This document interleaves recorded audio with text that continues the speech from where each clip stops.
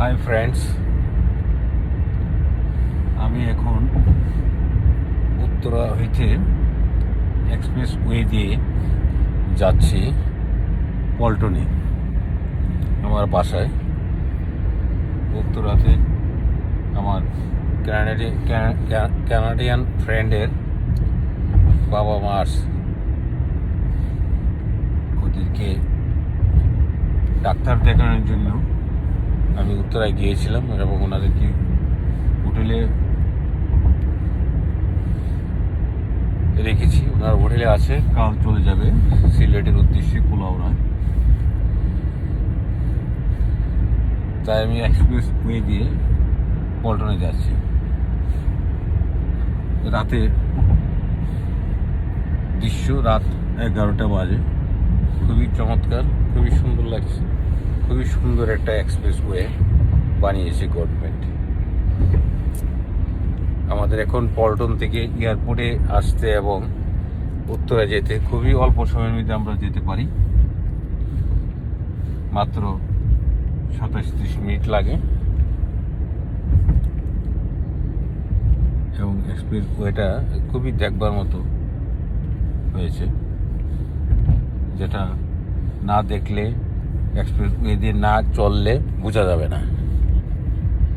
তাই আপনারাও express way ব্যবহার করুন, দেখুন, অনেক ভালো লাগবে, সময় বাঁচবে, যানজট থেকে মুক্ত থাকবেন। এই যে আমরা এক্সপ্রেস ওয়ের শেষ মাথায় চলে আসলাম, নেমে যাচ্ছি। সেটা এফডিসির শেষ মাথায়, যেটা হাতিরঝিলের কাছাকাছি। এখান থেকে আমরা ইউটার্ন নিই 7 রাস্তার ফ্লাইওভার দিয়ে মগবাজার হয়ে পল্টনে চলে যাব।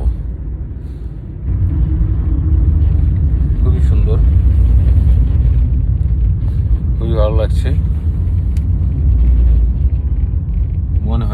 মনে হলো যেন আমি গাড়িতে উঠলাম আর নামলাম, তাই না আনিস?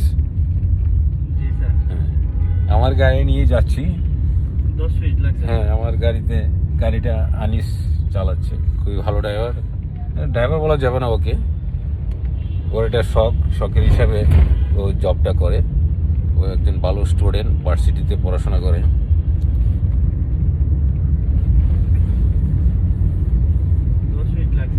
মাত্র 10 মিনিট লাগছে ফ্লাইওভারে।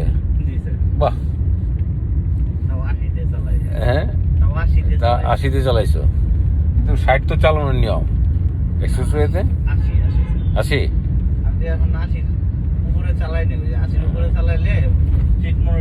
তাই না? তুমি তো আমারও দিতে সামনে, আমি একটু চালাতাম, তুমি পাশে বসতা।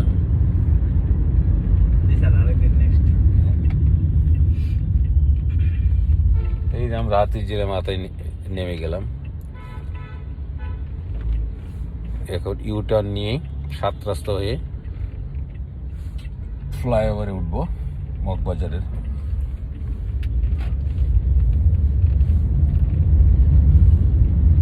আপনারা দেখতে থাকুন। আমরা এখন মগবাজার ফ্লাইওভারে উঠতেছি, একটু দেখাচ্ছি আপনাদেরকে।